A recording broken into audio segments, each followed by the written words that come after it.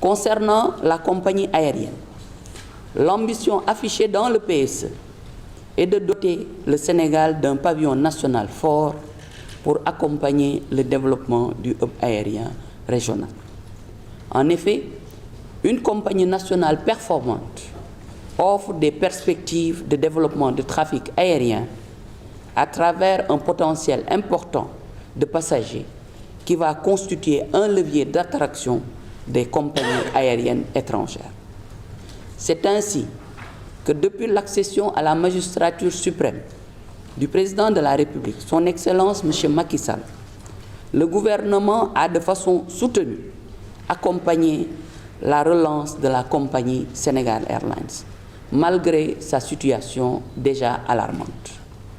Je peux citer, entre autres mesures, les ressources mises à disposition par le gouvernement pour le paiement de salaires des employés, le paiement de carburant pour les opérations du pèlerinage au lieu saint de l'islam, ainsi que le remboursement par l'État de redevances perçues par Sénégal Airlines et non reversées aux ayants droit, en particulier la RDIA.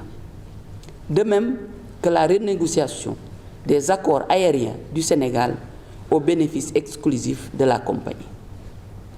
Outre ces appuis multiformes, l'État a déployé des efforts soutenus pour la restructuration technique et financière de la compagnie et pour trouver un partenaire stratégique capable d'accompagner cette relance.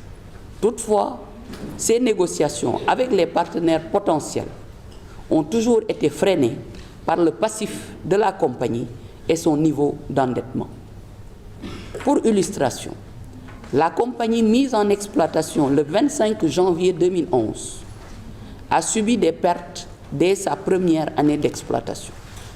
Aujourd'hui, elle présente des pertes cumulées de 65 milliards de francs CFA, cumulées au cours des années 2011 pour 24 milliards, 2012 pour 12 milliards, 2013 pour 18 milliards et 2014 pour 11 milliards.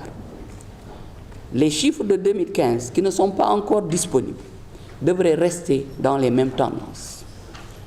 Il ressort de ce qui précède que la compagnie avait déjà perdu la totalité de son capital social de 16,5 milliards, non totalement libéré par les actionnaires, à la fin de l'exercice clos au 31 décembre 2011, c'est-à-dire dès la première année d'exploitation.